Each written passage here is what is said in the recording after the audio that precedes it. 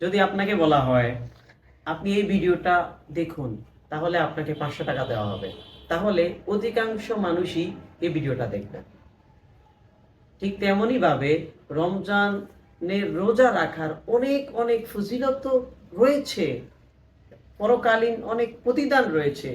এগুলো যদি আমরা ভালোভাবে জানি, তাহলে আমরা রমজানের রোজা রাখার ক্ষেত্রে আরো উৎসাহ লাভ করতে পারবো। আজকের ভিডিওতে এই সম্পর্কেই কিছু হাদিস নিয়ে আপনাদের সামনে আলোচনা করব। বুখারী শরীফের মধ্যে বর্ণিত রয়েছে জান্নাতের 8টি দরজা রয়েছে। 8টি দরজার মধ্যে একটি দরজার নাম হচ্ছে রাইয়ান। এই দরজা দিয়ে শুধুমাত্র রোজাদার ব্যক্তিরাই জান্নাতে প্রবেশ করবে। সুবহানাল্লাহ। বুখারী শরীফের মধ্যে আরেকটি হাদিস বর্ণিত রয়েছে, যে ব্যক্তি ঈমানের কারণে এবং সওয়াব অর্জনের জন্য আল্লাহ তাআলার জন্য রোজা রাখবে, আল্লাহ তাআলা তার পূর্বের সকল গুনাহ ক্ষমা করে দেবেন। মুসনাদে আহমদের মধ্যে বর্ণিত রয়েছে যে কোরআন এবং রোজা কিয়ামতের দিন শাফাআত করতে পারবে। রোজা বলবে, হে আল্লাহ, আমি এই বান্দাকে খাওয়া দাওয়া এবং কুপ্রবৃত্তি থেকে বিরত রেখেছি, আমি এখন তার জন্য শাফাআত করছি, তাকে আপনি ক্ষমা করে দিন, তাকে জান্নাত দান করুন। আল্লাহ তাআলা এই রোজার শাফাআতকে কবুল করবেন। কোরআন বলবে, হে আল্লাহ, এই বান্দাকে আমি রাতে ঘুমানো থেকে বিরত রেখেছি, আমি এই বান্দার জন্য শাফাআত করছি, আপনি তাকে ক্ষমা করে দিন। আল্লাহ তাআলা ওই কোরআনের শাফাআত গ্রহণ করবেন, তাকে ক্ষমা করে জান্নাতে প্রবেশ করবেন। মিশকাত শরীফের মধ্যে হাদিস বর্ণিত রয়েছে, আল্লাহ তাআলা বলেন, রোজা আমার জন্য, আমি এর প্রতিদান দিব।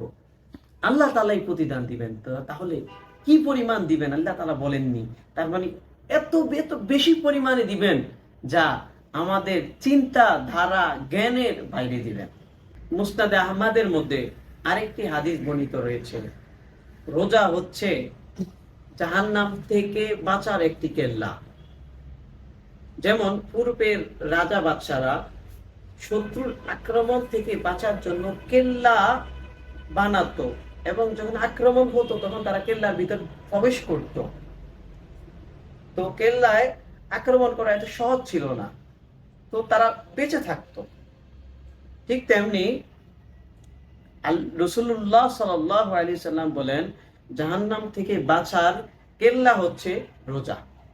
মুসনাদে আহমদ এই কিতাবের মধ্যে আরেকটি হাদিস বর্ণিত রয়েছে, যে ব্যক্তি আল্লাহ তাআলার জন্য একটি রোজা রাখবে, আল্লাহ তাআলা তাকে জাহান্নাম থেকে এত দূরে রাখবেন, যেমন একটি ছোট কাক জন্মগ্রহণ করার পর জীবনের শুরু থেকে শেষ পর্যন্ত যত দূরত্ব অতিক্রম করে, আল্লাহ তাআলা তাকে জাহান্নাম থেকে এত দূরে রাখবেন।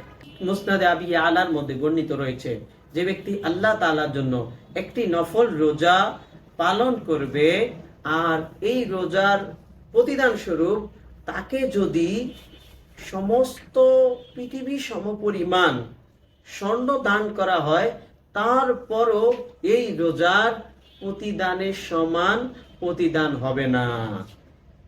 এই রোজার প্রতিদান তো তাকে পরকালেই দেওয়া হবে। কি বুঝতে পারলাম আমরা, যে দুনিয়া পরকালের তুলনায় কিছুই নয়।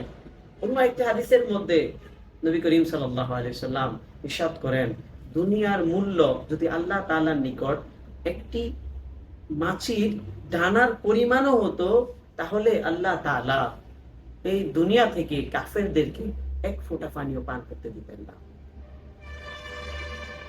আমরা কি বুঝতে পারলাম দুনিয়ার মূল্য আল্লাহ তাআলার নিকট কেমন। আসুন না আমরা পরকালের জন্য আমল করি, আল্লাহ তাআলা আমল করার তৌফিক দান করুন। ইবনে মাজাহ শরীফের মধ্যে বর্ণিত রয়েছে, প্রত্যেক জিনিসের যাকাত রয়েছে, আর শরীরের যাকাত হচ্ছে রোজা। সুবহানাল্লাহ।